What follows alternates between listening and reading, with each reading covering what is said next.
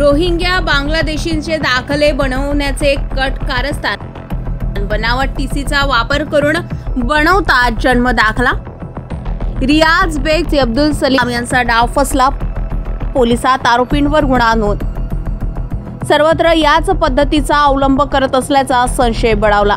संपूर्ण देशात आधीच मोठ्या प्रमाणावर घुसपेठ्यांची संख्या वाढत असल्याचे चित्र आहे, ज्यात रस्त्यावर मोकाटपणे भीक मागत फिरणे तसेच मादक पदार्थांचं सेवन व विक्री करणे यात पुढाकार असलेल्या संशयास्पद रोहिंग्या व बांगलादेशींची संख्या वाढत आहे।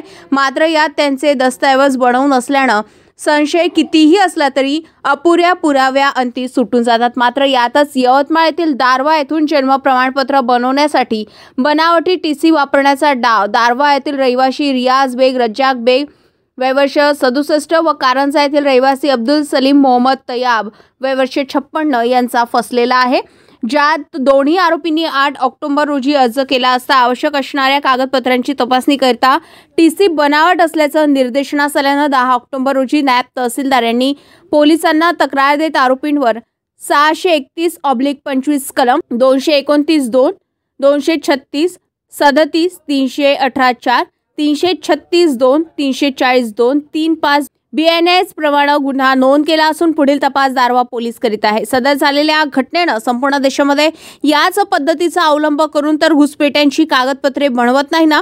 संपूर्ण देशात वाढणाऱ्या संशयास्पद बांगलादेशी व रोहिंग्यांच्या मागे रियाज बेग व अब्दुल सलीम सारख्या आणखी किती लोक आहेत तेव्हाचे दाखले बनत आहेत, तर बनावटी कागदपत्रे बनवणाऱ्या अद्याप अदृश्य आरोपींना पकडून देशाची सुरक्षा बळकट होणार का याकडे जनतेचं लक्ष लागलंय।